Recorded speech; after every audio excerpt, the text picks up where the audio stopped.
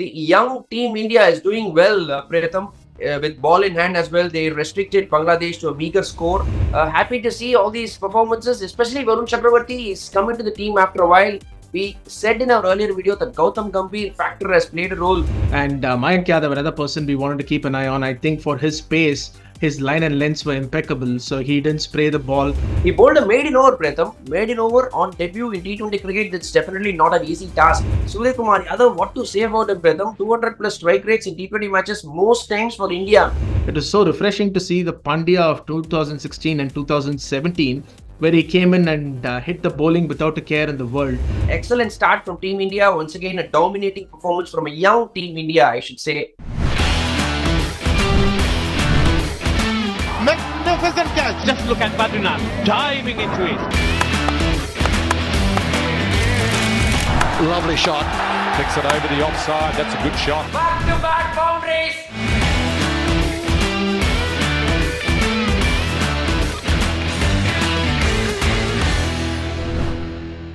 Hello and welcome to Cric It with Badri. It's another episode of Cric Debate. This video is presented to you by DIVO News. We have our guest Pratham with us. Hi Pratham, how are you doing? Hi Badri, good, how are you? Yeah, very well. As expected, Team India once again proving their dominance, even in the shortest format of the game. Bangladesh, a comfortable win by Team India. The young Team India is doing well, Pratham. With ball in hand as well, they restricted Bangladesh to a meager score on that wicket. Arshdeep did really well. Varun Chakravarti, hats off to him. He came back with 3 wickets. Happy to see all these performances, especially Varun Chakravarti is coming to the team after a while. We said in our earlier video that Gautam Gambhir factor has played a role in him coming into the team. So it's good to see, isn't it? Absolutely, and we spoke in our preview of the T20 series, but there were 3 things I think we're discussing. We'd like to see how these guys go. One was Varun Chakravarti, then of course Mayank Yadav, and I was very keen to see how Abhishek would play. Abhishek played like he did. Unfortunately, got run out, but very happy to see Varun Chakravarti. First over didn't go according to his plans. There was a catch dropped actually of the second ball, which meant he would have actually taken a wicket. It went for a 4, but then he bounced back after an over where he gave 15 to pick 3 wickets. I thought he bowled very well. And Mayank Yadav, another person we wanted to keep an eye on. I think for his pace, his line and lengths were impeccable, so he didn't spray the ball. I thought he was very good, very impressive. Yeah. It's a life of cricket. It's not about the setbacks, but it's about the comebacks. How well you can come back into the game. Yeah, special word for Mayank Yadav. He's got pace, terrific pace, but he was good with his line and length as well. He's impressive. Only thing with him is the fitness. I think he has to take care of his fitness.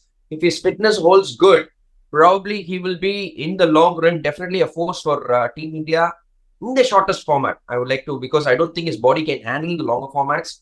But then T20 cricket, he is definitely very good find. Yeah, I unfortunately I don't know. He has not played enough first class cricket for us to decide whether he's he can take this form into red ball. But even for the shortest form, you need an X factor, and so if he can keep his form up, I think it will be good for the Indian team. So it was good to see Mayank bowl well. Hopefully he plays all 3 games, and let's see if he holds up after those three games. Hopefully he will. Yes. He bowled a maiden over, Pratham. Maiden over on debut in T20 cricket. That's definitely not an easy task. Bowling maiden overs in T20 cricket is a greatable achievement, but he bowled really well. Ajit Agarkar, Navdeep Singh, Arshdeep Singh have done this in the past. Arshdeep Singh as well, he's been good with the new ball in hand. Left armour always brings variety as well, and he's been there right from the T20 World Cup. He's been in good form. So he's a good find for Team India, I think, Arshdeep Singh. I think it's an excellent point you make, Badri. And I think India sometimes have this habit of trying to make people all format players, and they made Arshdeep Singh play the Duleep Trophy, hoping he could play the BGT later this year in Australia. And I watched a bit of the Duleep Trophy, and Arshdeep, I think, is definitely a T20 specialist. I don't think his body is built to even play one-day cricket because he's fairly frail. His pace dips. He was bowling low 120s in the Duleep Trophy, but yesterday in those 4 overs, he was bowling mid 130s. He bowled well, and he's got this knack of picking wickets, which a lot of cricketers don't have. He's got this knack wherein he takes 1 up front or 2 in the back, So he always manages to pick wickets. He continued his bowling form from the T20 World Cup, as you said, and he was quite impressive. And he was actually the senior partner in that attack, and he looked good.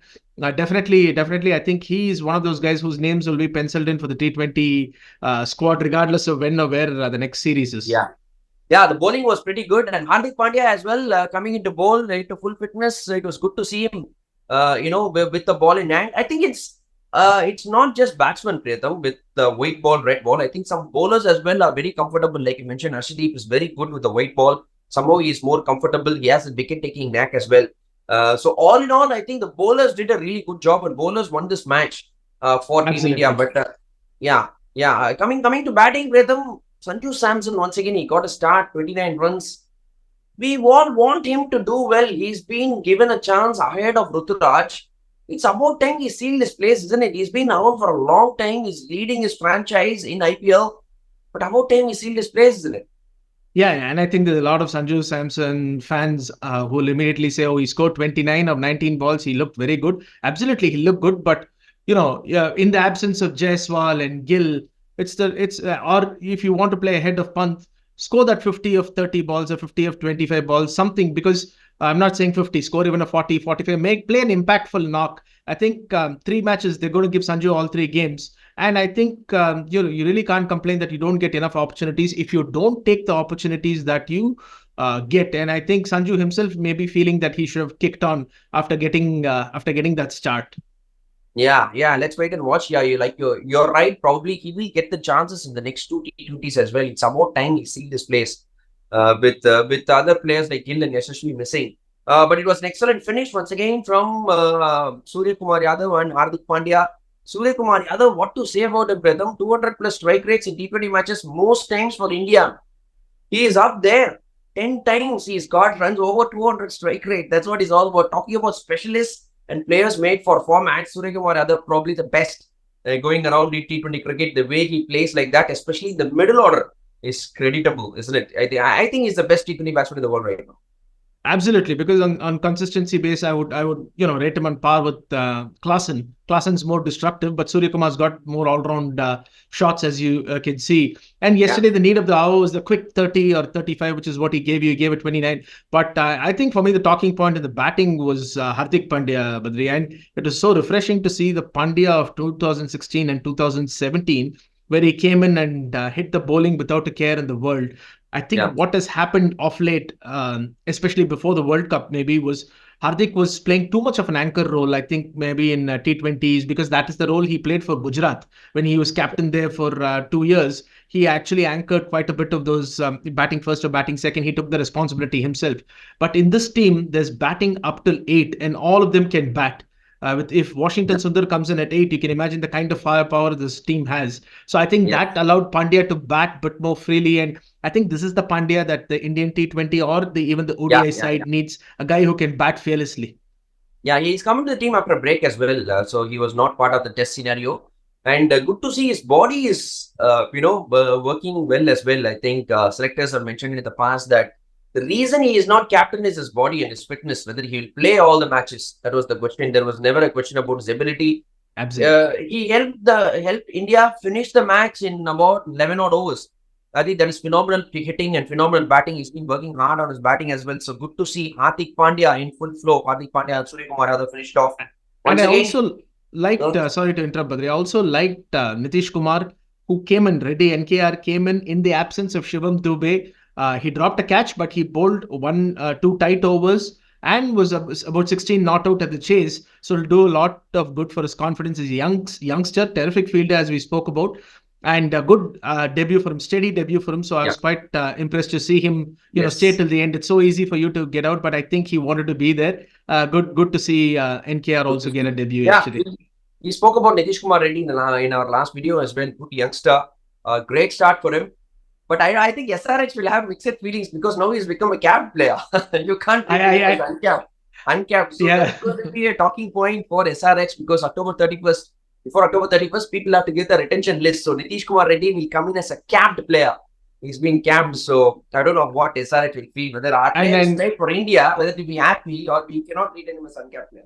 as a business decision, they may feel bad, but I'm sure they'll be happy that their player has got national recognition. So it's going to be mixed. Keep in mind, Harshit Rana hasn't got a cap yet. And I have a feeling before the series is out, Harshit Rana will also be capped. So Kolkata also. Give him a cap or no? He will. But Gautam is not going to be a mentor for KKR. He can't be because he's BCCI coach now. Yeah, so all in all, ends well. Excellent start from Team India. Once again, a dominating performance from a young Team India, I should say. Thank you, Pratham, for coming on Cric It, Badri, and sharing your thoughts. Thank you, Badri. Thank you. This video was presented to you by DAFA News. Don't forget to subscribe, like, and share this video, and press the bell icon as well. Whenever we post a video, you will get a notification. Thank you, guys. See you soon. Bye.